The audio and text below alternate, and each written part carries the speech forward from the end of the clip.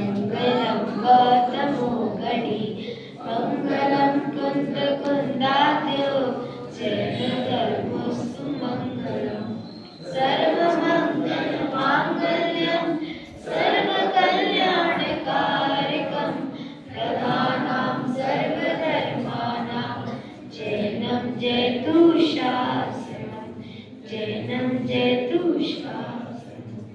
निज वैभव से रहा अपरिचित जड़ वैभव को हाथ पसारे याचक बनकर भीख मांगता दीनहीन वन द्वारे द्वारे अरे सागर की गहराई से मिल जाते हैं सुंदर मोती निज अंतर में देख दमक रही चैतन्य हीरे की चैतन्य ज्योति। हम अपनी भागती दौड़ती जिंदगी से जो अनमोल पल निकाल कर आज यहाँ उपस्थित हुए हैं वह किस लिए मालूम है? मुझे मालूम है, सुख और शांति के लिए। परंतु वह सुख और शांति कहाँ है? वह आज हम इस बाल्य नाटक से के माध्यम से देखेंगे। नन्हे नन्हे पाठशाला के बच्चों का आज यहाँ आपसे पहचान कराने हेतु एक नाटिका चैतन्य हीरा प्रस्तुत करने जा रही है। नाटक ध्यान से देखिएगा। आज हम सबको एक अपार संपत्ति की प्राप्ति होगी। तो प्रस्तुत है चैतन्य हीरा। भारत के स्वर्ग के समान एक सुंदर नगर है जहाँ दो मित्र रहते थे। एक का नाम था लक्ष्मी कुमार और एक का नाम था जिन कुमार। जिन कुमार की माँ हीराबाई ने उसे अच्छे संस्कार दिए थे। जिन कुमार गरीब परिवार से था, धन वैभव नहीं था, परंतु धर्म के उत्तम संस्कार होने के कारण उनका परिवार सुखी था। दूसरा मित्र लक्ष्मी कुमार, उसके घर में धन हीरे मोती की बहुतता थी, परंतु सुख नहीं था क्योंकि उसके घर में धर्म के संस्कार नहीं थे।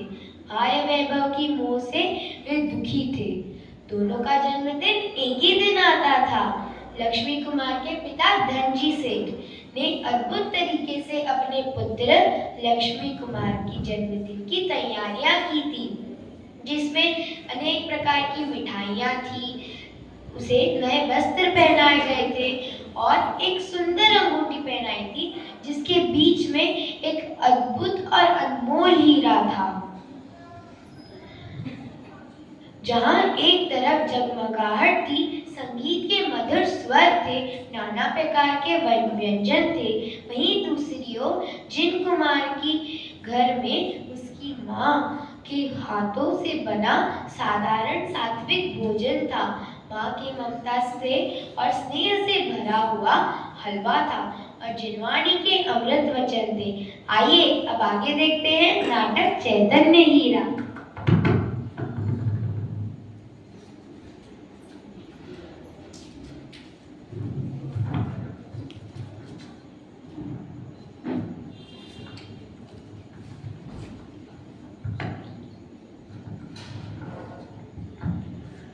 बेटा, बाजू के महल में जिस भायत हाट से तुम्हारे मित्र लक्ष्मी कुमार का जन्मदिन मनाया जा रहा है, परंतु उस भायत हाट बाट से हमारी इस झोपड़ी में तो नहीं है।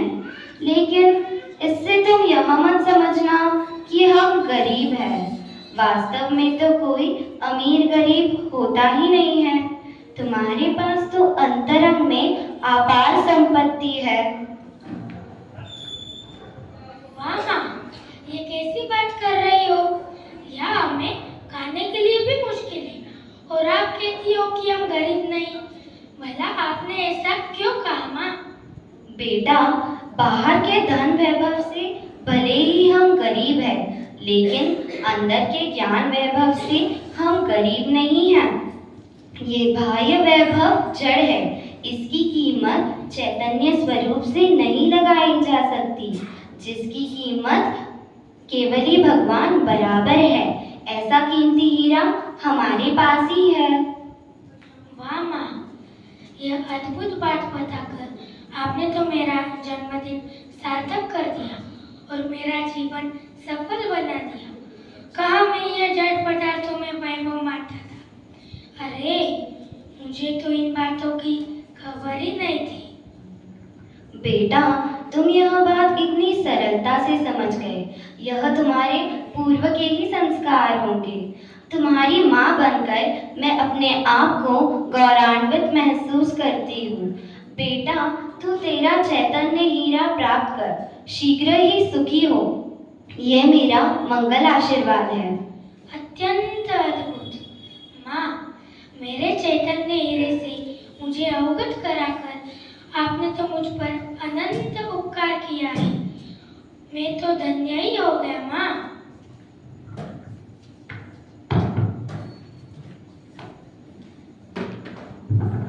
इसी समय उसका मित्र लक्ष्मी कुमार अपने जन्मदिन की मिठाइयाँ लेकर उसके घर आता है। दोनों मित्र एक दूसरे के गले लगते हैं।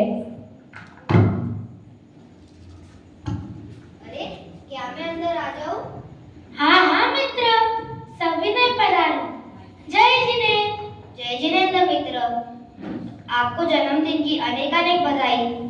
आपको भी जन्मदिन की ढेर सारी शुभकामनाएं मित्र।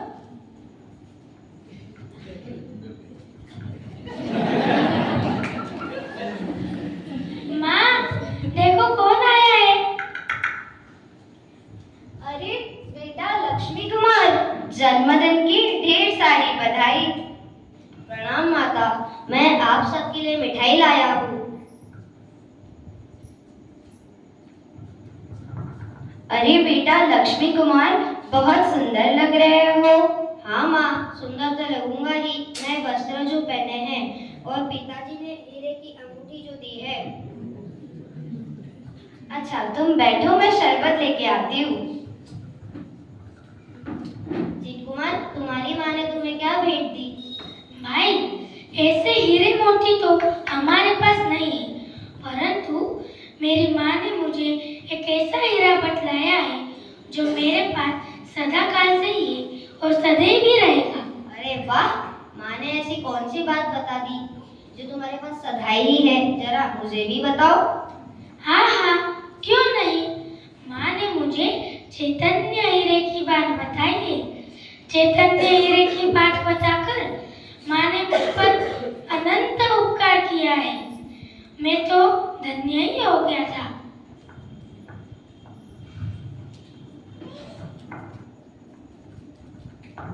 उधर लक्ष्मी कुमार के घर पर भोजन की तैयारियां चल रही थी।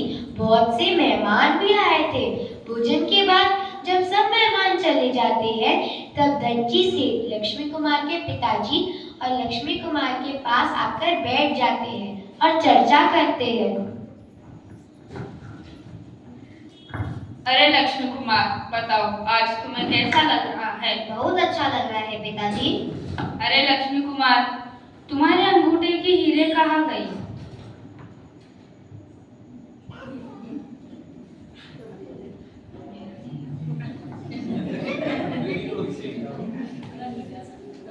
अरे लक्ष्मी कुमार, तुम्हारे अंगूठे का हीरा कहाँ गया? अरे ये हीरा कहाँ गया? अभी तो था। अरे मूर्ख, एक भी दिन नहीं संभाल पाए तुम ये हीरा। ये कैसे संभव है? अभी थोड़ी देर पहले तो मैं जिन कुमार को अपना हीरा दिखाकर आया हूँ। जिन कुमार के अलावा और कहाँ कहाँ गए थे तुम? और कहीं नहीं गया था पिताजी। मुझे पता है, जरूर उस जिन कुमार ने चुराया होगा हीरा। मैं इन गरीब लोगों को और उनकी नियत को बहुत अच्छे से जानता हूँ। जाओ उसे बुला कर ले आओ। परंतु पिताजी, वे लोग चोर नहीं हैं। उनका परिवार बहुत धार्मिक और सरल है। वे ऐसा कुछ कर ही नहीं सकते। मैं कुछ नहीं सुनना चाहता। जाओ उसे बुला कर ले आओ।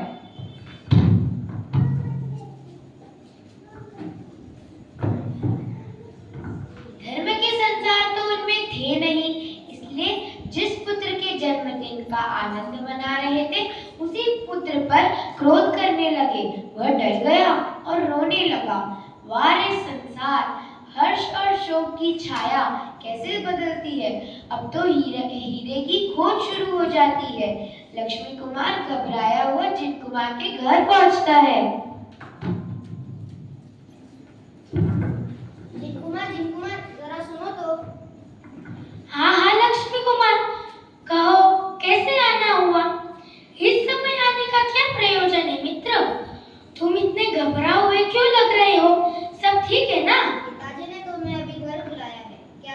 साथ चलोगे? पिताजी ने बुलाया है। हाँ, तो फिर चलो।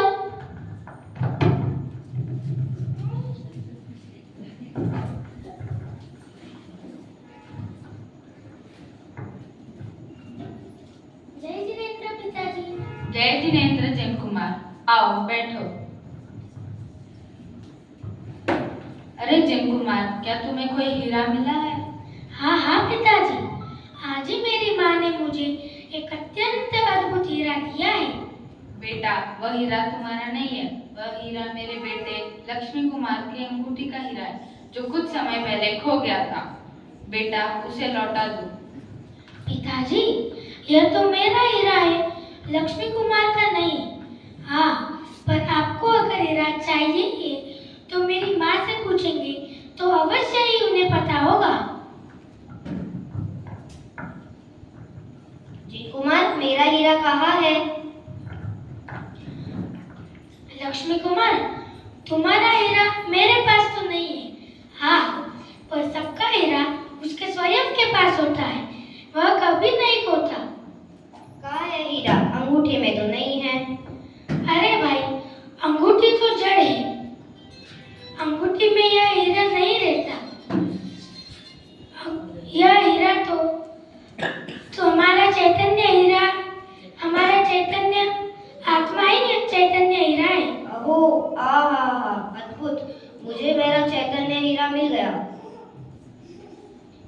वह खोया नहीं।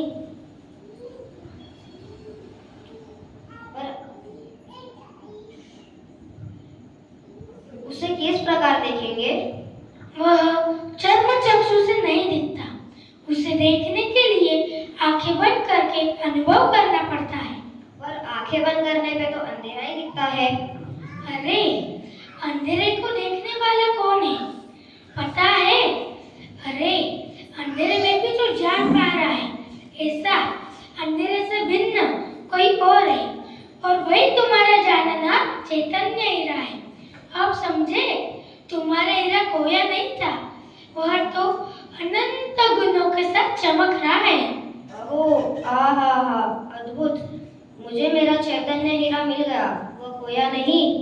मुझे तो इन बातों की खबर ही नहीं थी। पिताजी, मुझे मेरा हीरा मिल गया। क्या कहा? हीरा मिल गया? मैंने कहा था ना, जरूर उस जिन कुमार के पास ही होगा हीरा। जाओ, जाकर उसकी माँ को बुला कर ले आओ।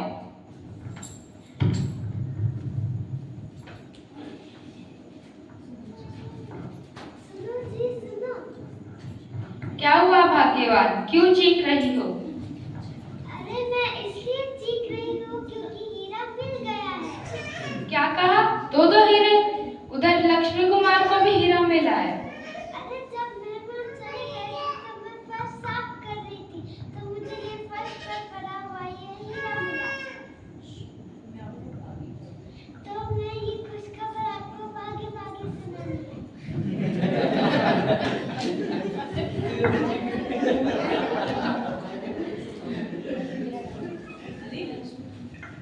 अरे लक्ष्मी कुमार, फिर तुमने क्यों कहा कि हीरा मिल गया?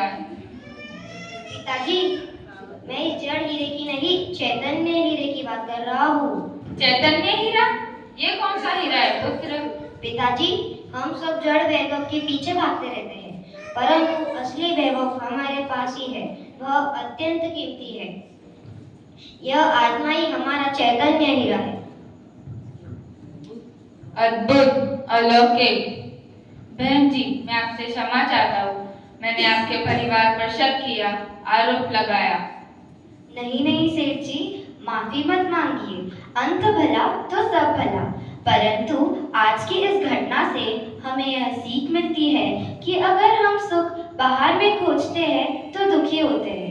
अगर हम सुख अंतर में खोजेंगे तो चैतन्य हीरे जैसी अपार संपत्ति की प्राप्ति होगी और हम सब निश्चित ही सुखी होंगे। वह चैतन्य हीरा और कोई नहीं, मैं स्वयं ही हूँ। बहन जी, आपका अनंत उपकार है जो आपने हमारी अनादि से खोई हुई वस्तु की खोज खत्म कर दी।